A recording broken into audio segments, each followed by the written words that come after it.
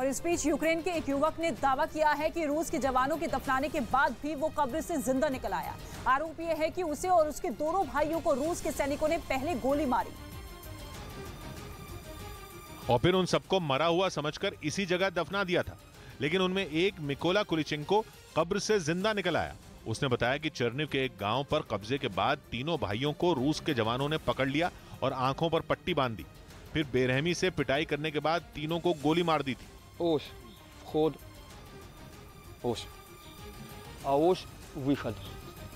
लेकिन मिकोला कुलिचेंको का दावा है कि उसकी सांसें चल रही थी क्योंकि गोली उसको छूकर निकल गई, जबकि रूस के सैनिकों को लगा कि वो भी फायरिंग में मारा गया। यही सोचकर उसे भी कब्र में लिटा दिया गया, जहां से वो बाद में किसी तरह निकल पाया। ईरान अपनी सेना की ताकत बढ़ाने में लगातार जुटा है और उसी कड़ी में उसने मध्य एशिया के देश ताजिकिस्तान में अपना एक नया मिलिट्री ड्रोन बनाने की फैक्ट्री खोली। असल में फैक्ट्री लॉन्च करके ईरान एक तीर से दो निशाना साधने की कोशिश में।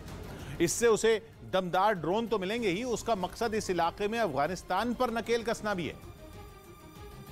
और इसलिए ईरान ने अपनी ड्रोन फैक्ट्री के लिए ताजिकिस्तान को चुना, क्योंकि अफगानिस्तान ईरान और ताजिकिस्तान दोनों का पड़ोसी है। असल में खेल यह है कि ईरान है शिया मुस्लिम और अफगानिस्तान की सत्ता में बैठे तालिबान सुन्नी है। वहीं ताजिकिस्तान धर्मनिरपेक्ष है, इसलिए ईरान ने वहां ड्रोन फैक्ट्री खोली। ईरान ने यह पहली बार अपने देश के बाहर मिलिट्री प्रोडक्शन की फैक्ट्री खोली है, जो उसके लिए अबाबील 2 ड्रोन बनाएगी। यह ऐसा ड्रोन है जो किसी शिकारी की तरह अपने दुश्मन को मार भी गिरा सकता है और किसी जासूस की तरह उस पर नजर भी रख सकता है, वो भी 200 किलोमीटर दूर से ही। आजम खान की जमानत पर आज सुप्रीम कोर्ट अपना फैसला सुनाएगी।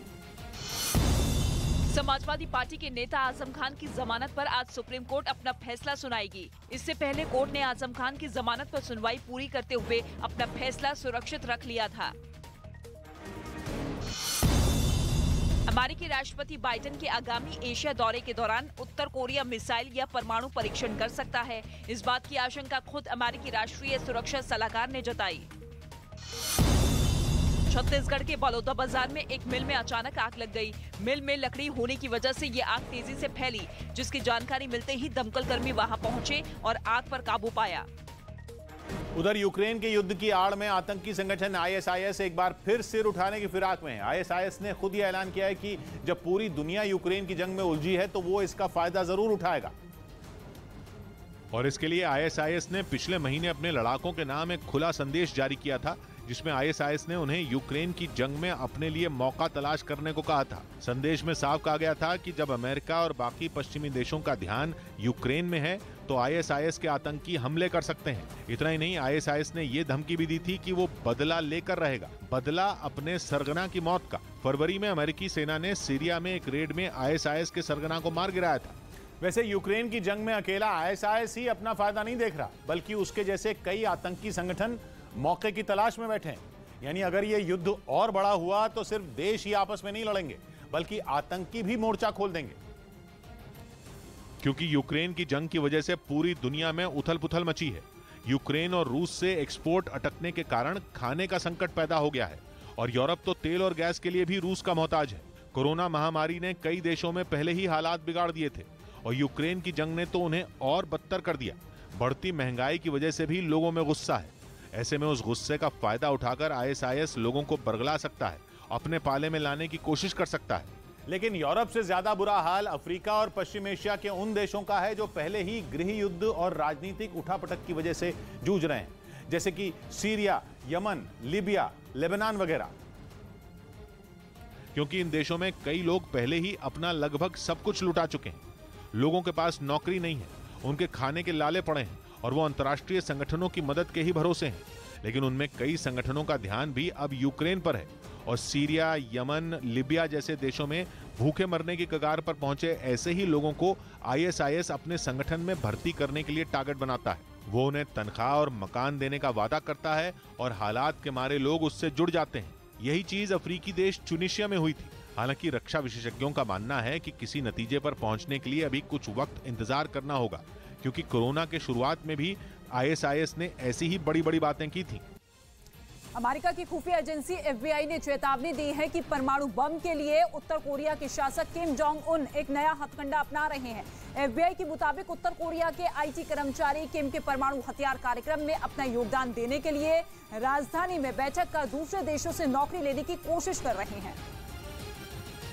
और आरोप है कि वो ये सब अपनी पहचान छिपाकर कर रहे हैं ताकि उन देशों की कंपनियों को ये ना पता चल सके कि वो उत्तर कोरिया के नागरिक हैं और वो इसका फायदा उठाकर परमाणु बम के लिए किम के काम आ सके। यही नहीं, FBI का दावा है कि उत्तर कोरिया के वो नागरिक विदेश की कंपनियों के लिए डेटिंग ऐप से लेकर दूसरे ऐप भी तैयार कर रहे हैं, सिर्फ इसलिए कि वो किम की मदद कर सकें। कहा जा रहा है कि जो पैसा ये लोग कमाते हैं उसका ज्यादातर हिस्सा उत्तर कोरिया की सरकार को जाता है, क्योंकि उसे विदेशी मुद्रा की सख्त जरूरत है। बताया तो यहाँ तक जा रहा है कि उत्तर कोरिया के जो IT कर्मचारी चीन और रूस में मौजूद हैं, वो पश्चिमी देशों में नौकरी पाने के लिए ये झूठ बोल रहे हैं कि वो दक्षिण कोरिया, जापान और एशिया के दूसरे देशों से ताल्लुक रखते हैं।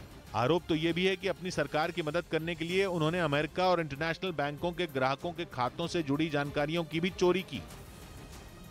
रूस की लाख धमकियों का कोई असर नहीं हुआ और फिनलैंड और स्वीडन ने नेटो से जुड़ने की अर्जी दे ही दी, लेकिन इसके साथ ही पुतिन ने वो लक्ष्मण रेखा भी खींच दी जो कि अगर नेटो ने लांघी तो फिर शायद परमाणु युद्ध हो जाए। और पुतिन की ये लक्ष्मण रेखा है रूस के पड़ोस में मिलिट्री इंफ्रास्ट्रक्चर के विस्तार की। पुतिन ने कहा कि फिनलैंड और स्वीडन से उनके देश को कोई दिक्कत नहीं, इसलिए अगर वो नेटो में शामिल हुए भी तो रूस को सीधा खतरा नहीं होगा। हाँ, लेकिन अगर नेटो ने वहां मिलिट्री इंफ्रास्ट्रक्चर बढ़ाया तो फिर उसे मुंह तोड़ जवाब मिलेगा। मतलब साफ है कि यूरोप में एक नई जंग भड़क सकती है, क्योंकि स्वीडन और फिनलैंड के नेटो से जुड़ने पर वो वहां अपने मिलिट्री बेस बनाएगा ही, और रूस तो पहले ही साफ कर चुका है कि वो अपने परमाणु हथियारों की तैनाती से भी नहीं चूकेगा। यानी यूरोप में परमाणु जंग का खतरा मुंह बाए खड़ा है। ये बयान रूस की अब तक की ली गई लाइन से बिल्कुल अलग है, क्योंकि बीते करीब 3 महीनों से वो स्वीडन और फिनलैंड के पीछे हाथ धोकर पड़ा था और बार बार दोनों देशों को अपने परमाणु हथियारों का डर भी दिखा रहा था। और नवजोत सिंह सिद्धू के खिलाफ रोड रेज मामले में सुप्रीम कोर्ट फैसला सुनाएगी। नवजोत सिंह सिद्धू के खिलाफ रोड रेज मामले में सुप्रीम कोर्ट आज अपना फैसला सुनाएगी। पीड़ित परिवार ने पुनर्विचार याचिका दाखिल कर सिद्धू की सजा बढ़ाने की मांग की है।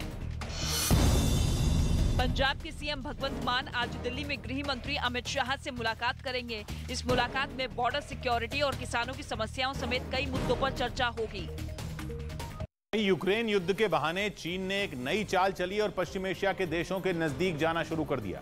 यूक्रेन जंग के बाद दुनिया 2 टुकड़ों में बढ़ गई, या यूं कहें कि 2 महाशक्तियों ने उसे 2 टुकड़ों में बांट दिया। और इसी दौरान चीन चुपके चुपके इन दोनों महाशक्तियों की लड़ाई का फायदा उठाने में जुट गया। उसने पश्चिम एशिया के नजदीक जाना शुरू कर दिया, जिनमें सबसे पहले नंबर पर है सऊदी अरब, जो 24 फरवरी से पहले चीन से दूर और अमेरिका के नजदीक था, लेकिन जंग के बाद बाजी ही पलट गई। जो सऊदी अरब चीन को अपना दुश्मन और अमेरिका को अपना दोस्त कहता था, उसी ने अमेरिका को आंखें दिखानी शुरू कर दी।